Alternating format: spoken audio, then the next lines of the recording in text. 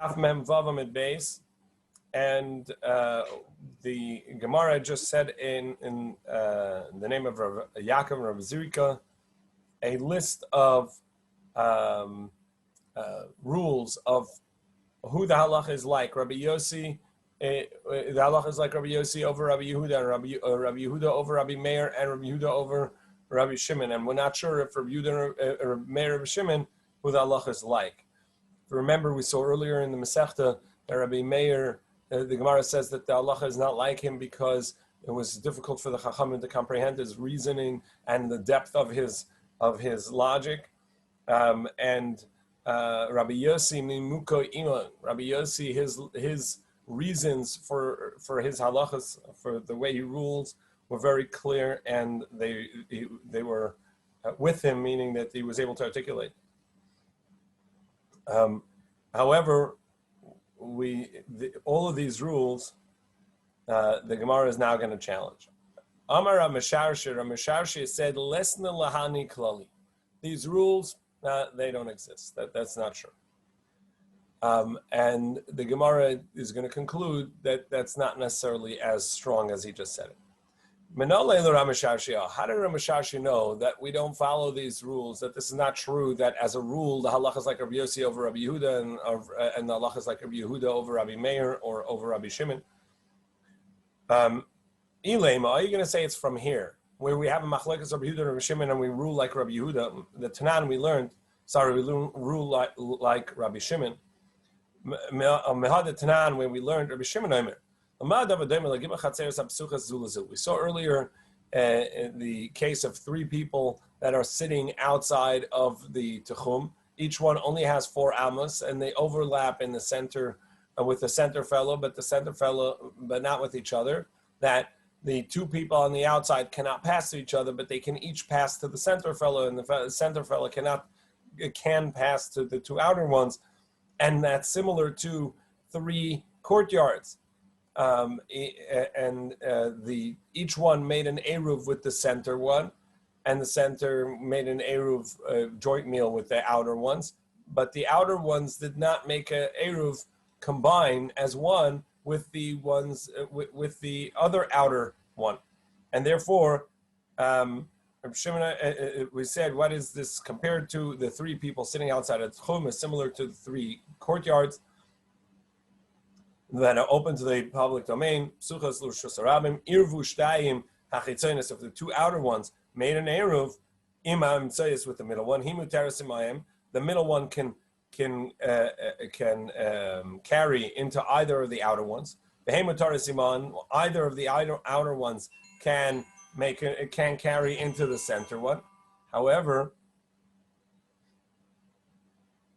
but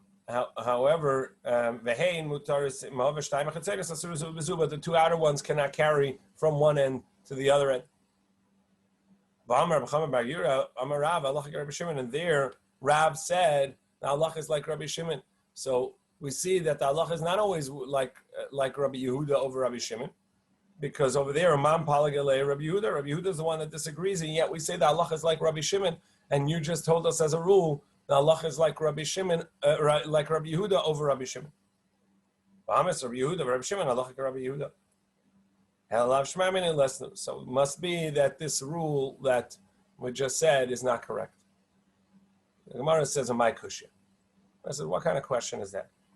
Dilma, itmar, itmar.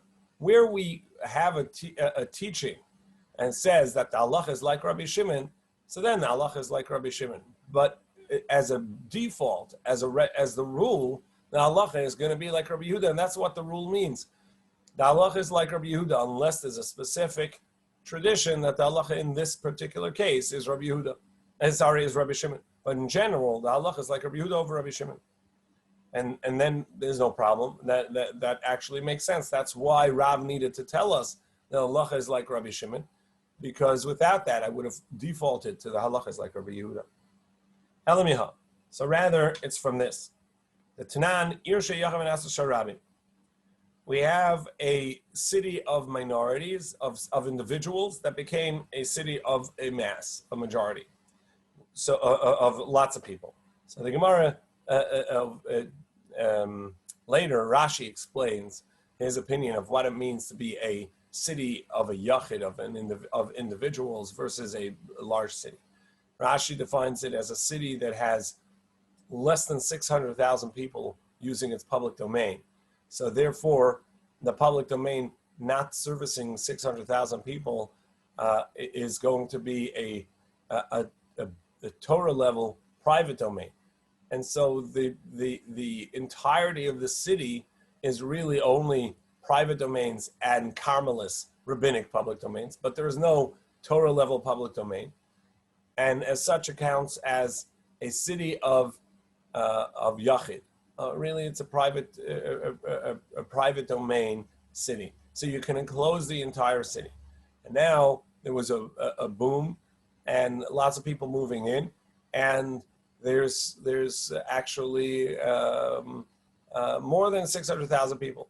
So it went from a halachic private space to a halachic public space. Ma'arvin es kula. Then you can make an eruv on the entire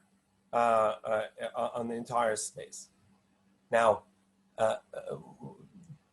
we know that an eruv can only be made on a Torah level private domain or Carmelist. And since you're really on a Torah level allowed to carry there, but it may look like a public domain, like the courtyard, because it services multiple houses, or the alleyway, which is essentially a road. It's a public right of way.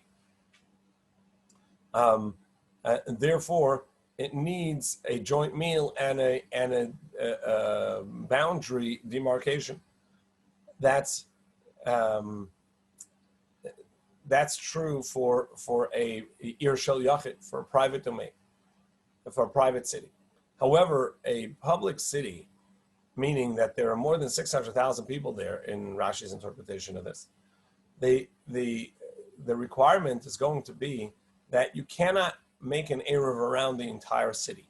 Rather, it has to be neighborhoods and neighborhoods, as we saw earlier in the Masechta. So when this private city became a public city, because of having more than 600,000 people in there, do you still get to make an eruv around the whole thing, or does it now need neighborhood by neighborhood? It says ma'arvin es kula, make an eruv around the whole thing, and the Gemara and it's going to explain itself. Shal rabim and as shal yachid, or if it was a city that used to have 600,000 people and now it no longer has, so it's now a private city. Ein ma'arvin es kula. You still cannot, since it used to have that rule, you can no longer. You still cannot enclose the entire city. It still has to be neighborhoods like it used to be. You have to, unless you make an exclusion to the Eruv, a small town or small city like the city of this place that's in the area Yehuda. Basically, that's if you exclude 50 houses, 50 dwellings, because by excluding those dwellings, you're showing that that's not actually a complete city that you've enclosed. That's Rabbi Yehuda's opinion. Rabbi Shimon says you don't have to exclude 50 dwellings. Sholosh chatzeros, you just have to exclude 3 courtyards. Shall shtei batim, that each of the courtyards has at least 2 houses. And here too we have a teaching from Rav, halacha Rabbi Shimon, that the halacha is like Rabbi Shimon. So again, from the fact that he says halacha like Rabbi Shimon over Rabbi Yehuda, man paliyale Rabbi Yehuda, so you see that the halacha is like Rabbi Shimon over Rabbi Yehuda, and you've just said ba'amrasi with Rabbi Shimon halacha Rabbi Yehuda. But you said that when Rabbi Yehuda and Rabbi Shimon are arguing, the halacha is like Rabbi Yehuda. And again, the Gemara is going to be able to say that's true. That's precisely the point. Because usually the halacha is like Rabbi Yehuda. Whenever the halacha is like Rabbi Shimon, we have to say it. So if we say the halacha is like Rabbi Shimon, then it is. But if we didn't say the halacha is like Rabbi Shimon, the default is going to be Rabbi Yehuda. Amar Rav, Alachika Rabbi Shimon. So the Gemara says, "Oh my kusha, what kind of question is that?" Dilma hachanami hechad itmar itma hechad le itma. Wherever this rule was said, it was said. Wherever the rule was not said, then we default to Rabbi Yehuda. So we continue the Gemara questioning these rules on Daf Mem Zayin Amud Aleph 47a, the fourth line in. Ella miha. So rather, we're going to prove Masharshi's where a Masharshi knew that these generalizations that we said are incorrect. The Tanan we learned. We know that in order for a courtyard or an alleyway to be a valid Eruv, everybody in the courtyard has to participate. We saw if somebody forgot to participate, he'd have to forfeit the rights to his house for that particular Shabbos, or his rights to the courtyard, etc. We saw this. So what happens if somebody left the courtyard for Shabbos? He's actually not even there. If somebody's there and forgot to participate, that would ruin the Eruv. But if somebody is actually not in the courtyard, went away for Shabbos, somebody is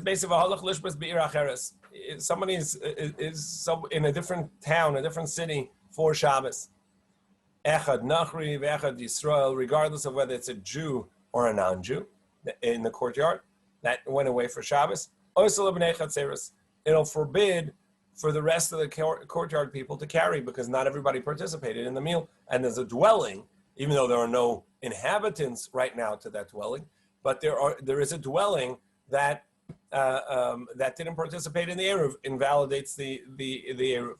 Divrei Rabbi Meir. That's the opinion of Rabbi Meir. However, Rabbi Yehuda says Eina Osir, does not prohibit because they're not in town. They're not there. They're not inhabitants of the house. So it's as if that house is not here. Rabbi Yossi says Nachri Osir, Yisrael Eina Osir. Rabbi Yossi makes a distinction. A non-Jew who may come back on Shabbos. So the fact that he's not there at the onset of Shabbos doesn't mean that he's not an inhabitant of that courtyard, because he could come back at any moment. So for him, so that would ruin the Eruv for the courtyard. However, for a Jew, since he's not likely to come back, that would not ruin the Eruv for everyone. Because a Jew is not going to come on Shabbos. Rabbi Shimon, however, Rabbi Shimon says, Rabbi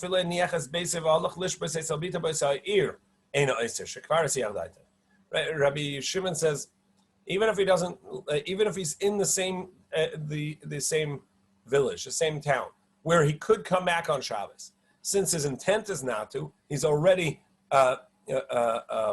forfeited essentially his space by not thinking about his home. He's at his daughter's in the same village and for Shabbos, and therefore it would not ruin the Eruv. And here too, Rav Chama said in the name of Rav that the halacha is Rabbi Shimon. The halacha is like Rabbi Shimon. Uman palagale Rabbi Yehuda. And who disagrees? Rabbi Yehuda. And we say the halacha is like Rabbi Shimon over Rabbi Yehuda. Va'amris Rabbi Yehuda, Rabbi Shimon, halacha Rabbi Shimon. Rabbi Yehuda. Usually you say the halacha like Rabbi Yehuda, and here you're saying the halacha is like Rabbi Shimon. Again, my kusha dilma hachanami hechadit mitma. Here too, not a question, as we said before, where the halacha is like Rabbi Shimon, we needed to say it, and Rav said it. But if the halacha is not like Rabbi Shimon, that's where we default to Rabbi Yehuda, or actually in this case Rabbi Yossi, because Rabbi Yossi nemukeima.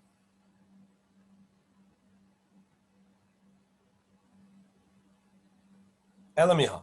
So where do Rabbi Masharshi know that these rules are incorrect? From this halacha, the Tanan we learned. V'zeu sha'amru ha'ani ma'ariv baragla. We saw this earlier, a discussion of whether you need to actually put a bread there in order to make a distance Eruv that you can travel beyond 2,000 amma, or can you be there by yourself? Is this leniency that somebody can be there physically a leniency only for the poor? Or can anybody do that and just the ability to use bread, use a meal, as your Eruv is a leniency for somebody that can afford it. He can do it there, but if you don't have any food to put there, so then being there in person is also going to work. And so the first opinion says that the poor person can be out there. He doesn't have food. Fine. So if you don't have food, be there in person, and that'll make your Shabbos at the onset of Shabbos, and that'll make your Shabbos space out there. Rabbi Meir anu ein lanu ela ani. So Rabbi Meir says we have this rule that it's only a poor person who can't afford bread, so he can go out there and make an eruv by personally being there. Rabbi Yehuda Omer, however, Rabbi Yehuda said echadani v'echadash. No, anybody can do that. It's not the meal that makes the eruv; it's where you are that makes your Shabbos space. However, if you send the meal, that will also work if that's your intent. And so it's only for somebody that can actually afford it. If somebody can't, so then he has to be there in person. It's only to be lenient for somebody that can afford it. That he doesn't need to go out there in person. Rabbi Barashi taught Rav's son Rav Chia Barav in front of Rav. Anybody can make an eruv in person. Say that the halacha is like Rabbi Yehuda, that said whether that both a poor person or someone who can afford it could afford a meal. Nevertheless, they can go out there in person, and their being there is going to count the halacha. Is going to count as a halachic eruv, that's their Shabbos space. And Rav wanted him to say that the halacha is like Rabbi Yehuda. So, why do you have to say that the halacha is like Rabbi Yehuda as well? We already know that from the rule that when we said halacha ka Rabbi Yehuda, the halacha is like Rabbi Yehuda anytime he argues with Rabbi Meir. Here, it's an argument between Rabbi Meir and Rabbi Yehuda, and yet Rav insisted say the words halacha like Rabbi Yehuda, meaning that that's not a default, that's not a generalization. The Gemara says you're right, but still, that's not a question on the previous statement, on the rule. My kusha dilma Rav less maybe Rav doesn't follow these rules, but that doesn't mean that isn't a halachic rule. Rav is the last of the Tanaic era, the first of the Amaraic era, and as the Gemara tells us, sometimes Rav is actually considered a part of the Mishnaic Tanaic era, and as such, he's one of those opinions in the Mishnah. So he's not going to say, just like Rabbi Yehuda himself would not necessarily follow the rule of Rabbi Yossi and Rabbi Yehuda, the halacha is like Rabbi Yehuda, because he is one of the Mishnaic teachers, one of the Tanaim. So too Rav is a Tana, and so he may not follow the rule. He may not have this rule. But as for us, the Amaraic era, which is what Rabbi Sharsh is dealing with, and Rabbi Yaakov and Rabbi Zrika are dealing with, they're going to say, give a rule of when in the Mishnayos, in the Tanaim, when there's a machlekes one and the other, who the halach is like Elam Miha. So rather, Rabbi Sharsh said these rules are not real rules from here. The Tanam we learned Tevamalei Tachlitz. This is an interesting halacha. We're stepping out of Eruv to find examples now. This halacha pertains to various marriages that come up where a woman is a widow or a divorcee, and they need to wait 3 months after their divorce or after the death of the previous husband, so that they can know that they aren't pregnant from the previous marriage, and so they can be clear who the father of this child is. So it has, or other ramifications, clear that the deceased died childless. Another halacha is that if a man dies childless, his widow would then be married to a surviving brother of the deceased husband, so as to reestablish and continue the line of the deceased husband. If she doesn't want or he doesn't want, then there's a chalitza. There, she would remove his shoe, and that frees her to marry. In that case, too, if we understand that if not for the mitzvah of yibum, in order to reestablish the deceased brother's line and household, really she would be prohibited to the surviving brother as a sister-in-law, and that's one of the arayas. It's one of the erva. Let's call it incest. It's a prohibition as his brother's wife. So we're between an obligation and a very severe prohibition.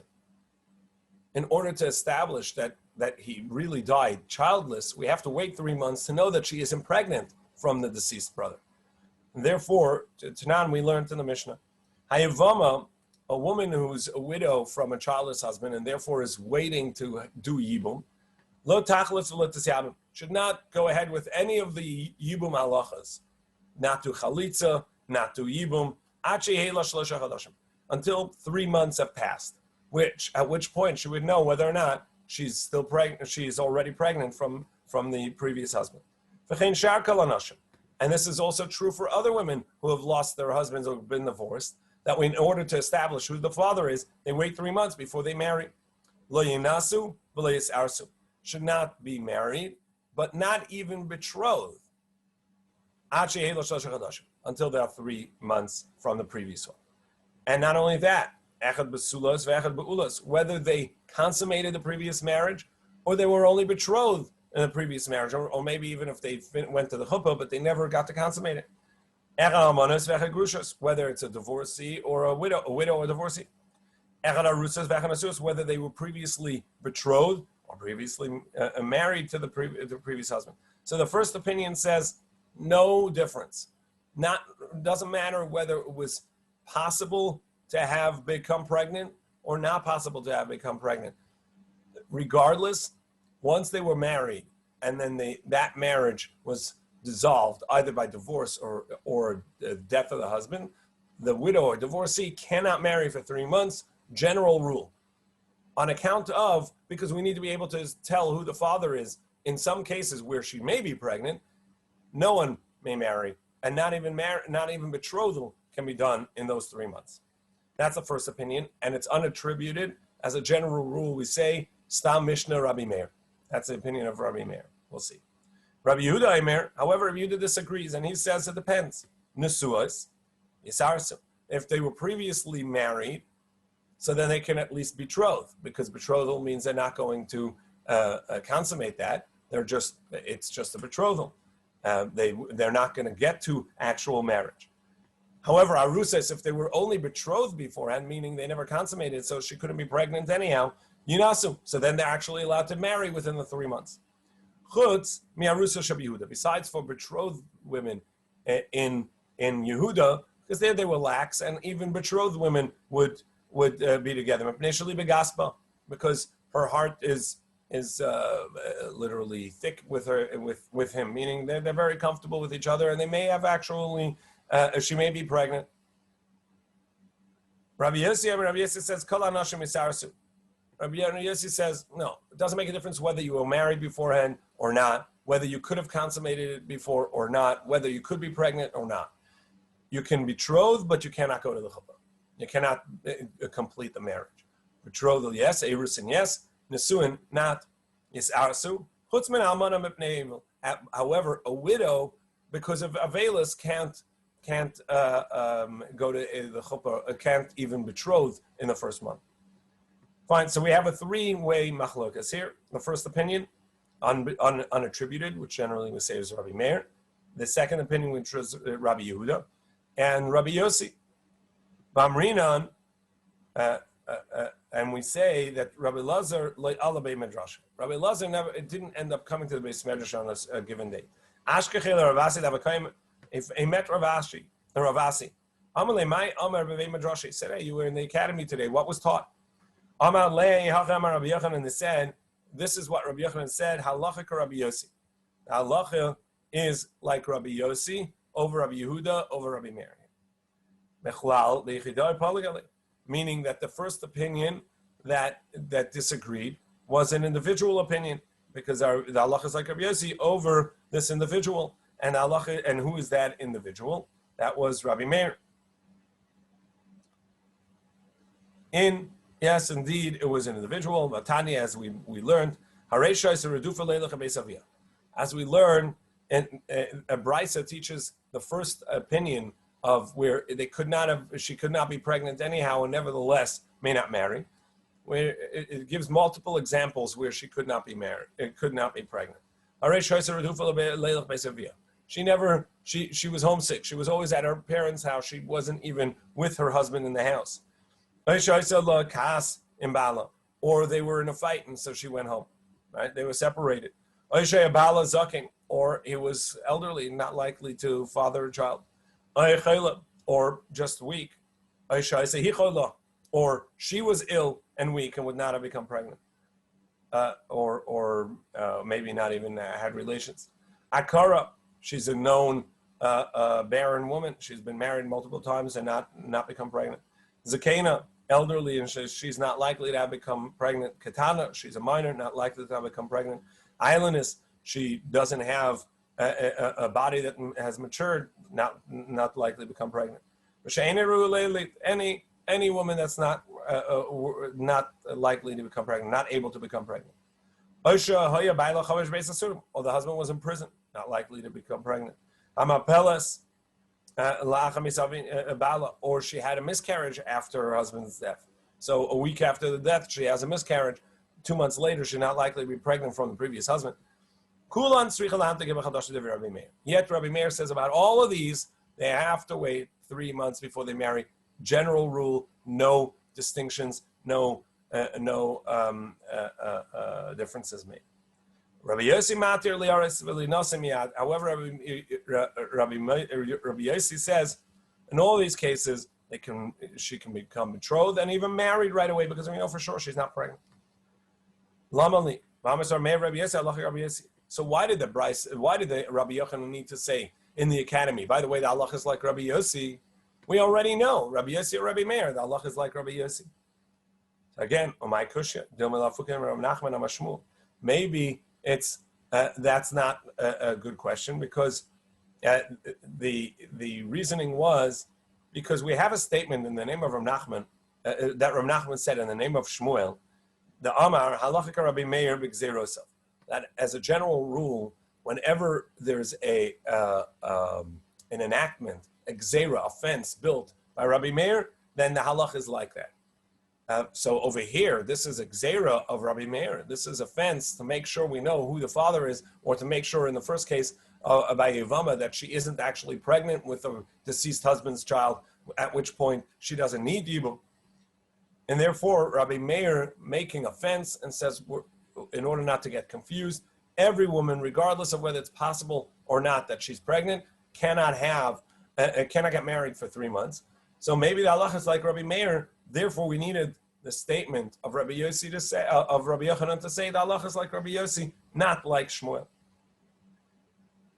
By the way, in general, we say that the halacha is like Rabbi Yochanan anyhow. Yeah.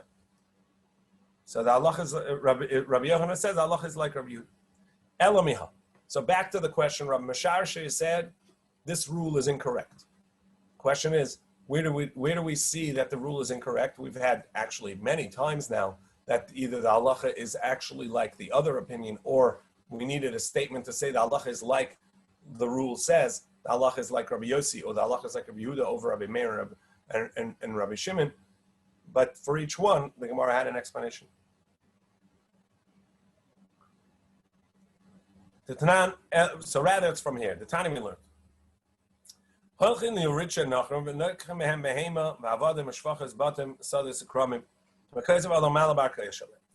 you take an acquisition matter into the courts, not to the Beis Din, in order to acquire something, or does it look like you are admitting that the Roman court that gives homage to this god, or the Greek court that gives homage to that god is actually a valid court, or are you going to have to give homage to the gods? I think it says in Sefer Chassidim, he says you have to make a shavua in court. You may have to, and you have to make a shavua on their deity.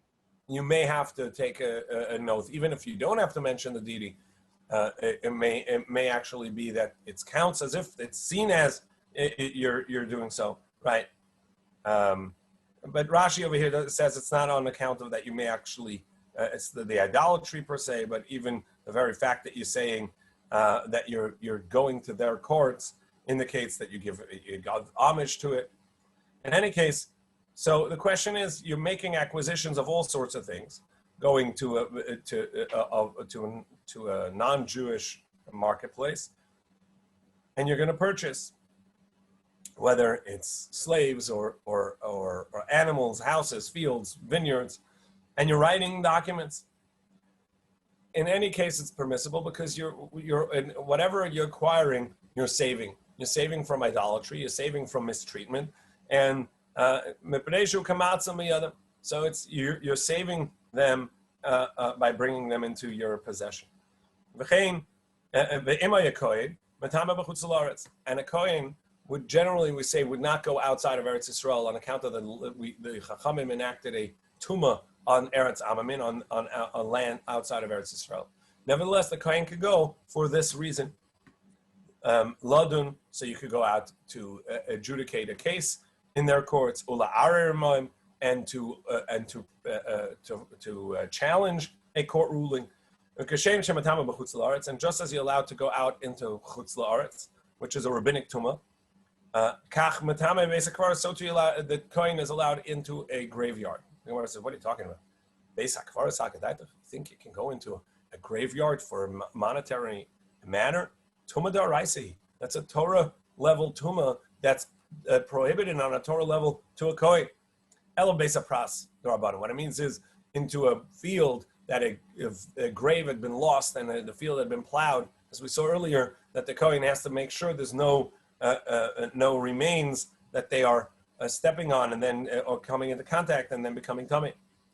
And that is a rabbinic concern and a rabbinic prohibition. It's a concern of a Torah prohibition, but it's a rabbinic prohibition for a kohen to go into. But in order to get to this court and to protect his possessions, he's allowed to go to through such a field. Can also go out of Eretz Yisrael and get this tumah, rabbinic tumah, for a marriage proposal or to study Torah. I'm Rabbi Yehuda, to which Rabbi Yehuda says, not true. That's only if there's no academy that you can learn in Eretz Yisrael. But if you have an academy to go, if you have a teacher to go to in Eretz Yisrael, then you can't leave Eretz Yisrael to go learn in Chutz La'aretz. However, Rabbi Yossi says, no, you can leave Eretz Yisrael and go to learn by someone else. Even though there's a teacher and an academy in Eretz Yisrael, you can leave, and there's no problem. And even though this kohen may cause tumah to himself, a rabbinic tumah, no problem. We turn the page. Lefi she'ein hakol she'ein min hakol zoicha adam lilmud. Because not everybody merits to learn from every teacher. Some people have a different personality, understanding, explanation, and every student needs a teacher that works for them. And so if somebody finds somebody outside of Eretz Yisrael that they can learn from, even if there are teachers in Eretz Yisrael, they may go, even if they're a kohen and becoming tamei from the lands. The Amar Rabbi Yossi says, we have Yosef HaKohen, Rabbi Tzidon, who traveled to Tzidon, which is outside of Eretz Yisrael in the north, to study Torah. And Rabbi Yochanan says the halach is like Rabbi Yossi. Now, Rabbi Yossi, Rabbi Yehuda, and the halacha should be like Rabbi Yossi anyhow. So why do you have to say it? We already know that the halacha is like Rabbi Yossi. Abaye says here too, that's no proof that to Rabbi Masharshi the rule is not correct. It's a generalization. It's a good rule. However, we needed to say that Allah is like Rabbi Yossi, because I may have thought maybe it's only in a Mishnah, Alva bebraisa. But when we have in a Mishnaic era writings, but not included in the Mishnah, the brises, those that were excluded, perhaps there's no such rule. Rebbe in the canonized Mishnah, he included the writings of Rabbi Yossi, even and when he did so, there we have a general rule. Rabbi Yossi is the Allah is like Rabbi Yossi over the Rabbi Yehuda, and like Rabbi Yehuda over Rabbi Shimon or Rabbi Meir. But in a brisa, perhaps that's not been perfected, and therefore over there we don't know that the Allah is like Rabbi Yossi over the others. Emaloi kamash malan. Therefore, we needed Rabbi Yochanan to say that Allah is like Rabbi Yossi in this case. So the Gemara says, okay, we tried to prove, to understand Rav Misharshe that these generalizations are not correct, but we don't have a source for it. Ela hachi kamer. Rather, what Misharshe meant to say is this: Hani klali lav divrei hakomin. Not everybody agrees to this rule. It's not that the rule is the generalization is incorrect. It's just that not everybody agrees to it. As we saw earlier, the Rav does not agree to this rule. The Rav Leslie. Because Rav does not follow this rule. He says sometimes halacha is like Rabbi Yehuda, sometimes it's not. Back to Eruvin, to our Mishnah. We had a machlokes in our Mishnah. Rabbi Yehuda said, Rabbi Yochanan Nuri says, if somebody is sleeping, he nevertheless acquires a space for Eruv. The Chachamim say, not true. And we had a question in the Gemara earlier whether Rabbi Yochanan Nuri is going to say that also for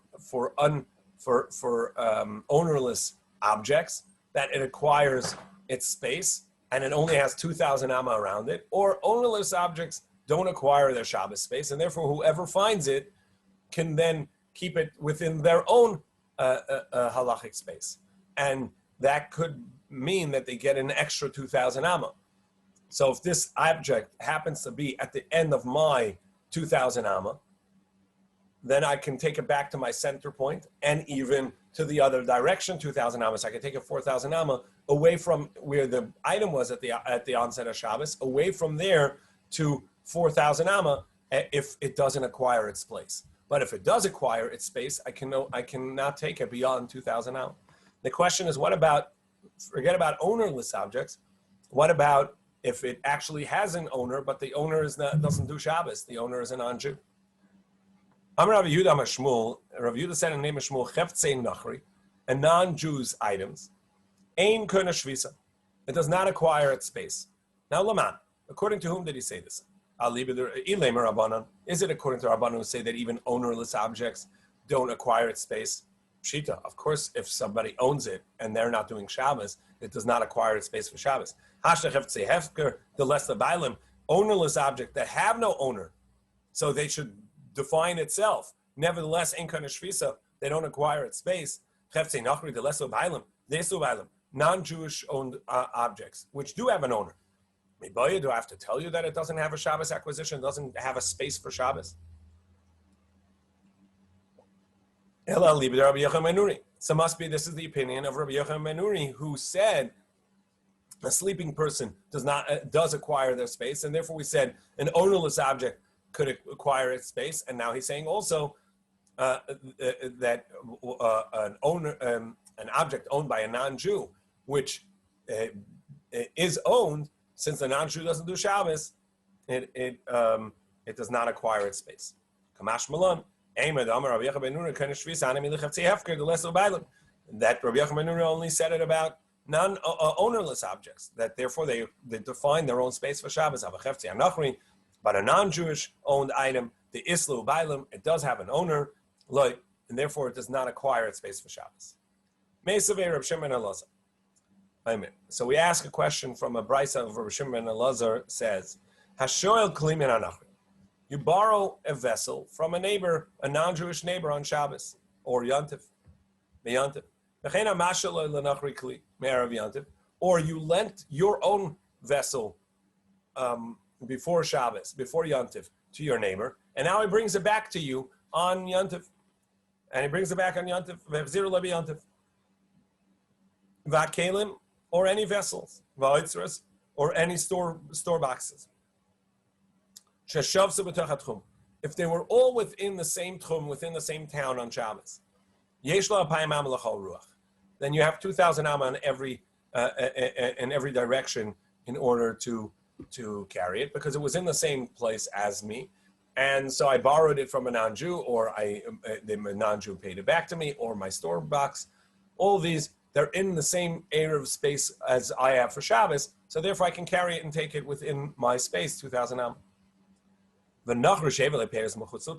However, if a non-Jew brought items from outside the Tchum, so a non-Jew comes and says, here, I picked some berries out in Sylvie Island for you, and here are some berries on Yantif.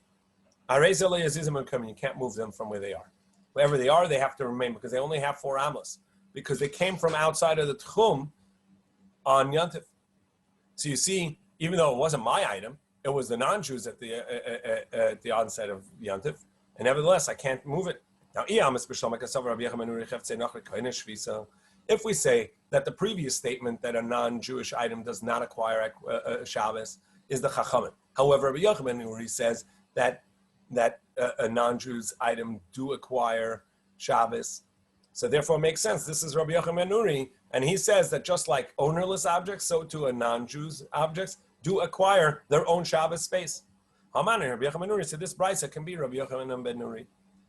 Eli Amres Kasav Rabbi Yochanan Nuri Cheftzei Anachri Henkan Shvisa. But if you're right that this statement of Shmuel is even according to Rabbi Yochanan Nuri, that who says that ownerless objects acquire Shabbos, nevertheless he says a non-Jew's object do not acquire their Shabbos space.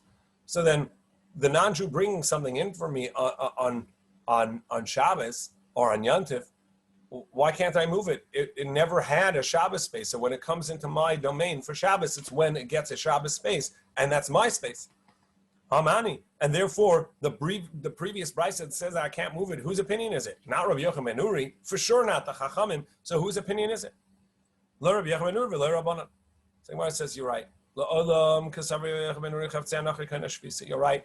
According to Rabbi Yochanan ben Nuri, just like ownerless objects define Shabbos for themselves, and their space is going to define Shabbos, so too a non-Jew items owned by a non-Jew also are going to be, as in regards to Shabbos, not have a definition of its owner for Shabbos because because the owner doesn't do Shabbos. So therefore, it defines itself for Shabbos, and wherever it is, defines its space. And when it comes into possession of a Jew, it would be prohibited for him to move it. That's the opinion of Rabbi Yochanan ben Nuri. Shmuel Damak Rabbanan. And the Shmuel then is saying his halacha that a non-Jewish owned item is going to be not going to have a Shabbos limit and a Shabbos space. That's according to the Rabbanan. Wait, but we said, why did the Rabbanan even have to say that? If ownerless objects don't define themselves for Shabbos, don't have a Shabbos space, for sure, a non-Jewish owned item. And this that you asked earlier, that seems obvious. No, I would have thought. Maybe I think ownerless objects are ownerless, but a non-Jewish owned object has an owner, and I may confuse it and say, look, yesterday the non-Jewish owned item, last Yantiv, last Shabbos, the non-Jewish owned item was allowed to be moved beyond 2,000 amma. I may think my vessels also may be moved beyond 2,000 amma. Kamash Malan, and therefore he said, no such concern. We're not going to confuse one owner to another owner. That's a non-Jewish owner. This is a Jewish owner, and therefore even a non-Jewish owned item does not have a Shabbos space according to Chachamim.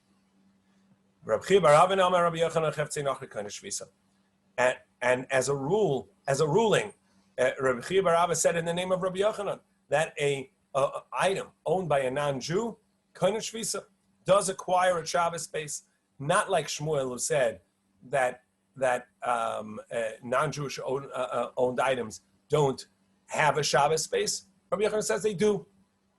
And why? Because if you think that if Jews who see that items owned by someone else don't have a Shabbos space, they may think their own also doesn't have a Shabbos space. And the Gemara tells a story. Hani Dichri, the Asir and the Mavrachta, there were rams brought in to the town Mavrachta, and Sharul Rava Lebnei Mechuzah Lemizbah Minayu, and Rava allowed the people from Mechuzah, which were beyond the Tchum, allowed them to purchase some of it on Yantiv. So Ravina said, Rava, why are you doing that? Are you following Shmuel, who said that non-Jewish owned items don't have a Shabbos limit, a Shvisa? But we know that as a general rule, Rabbi Yochanan, the halacha is like Rabbi Yochanan over Shmuel. We've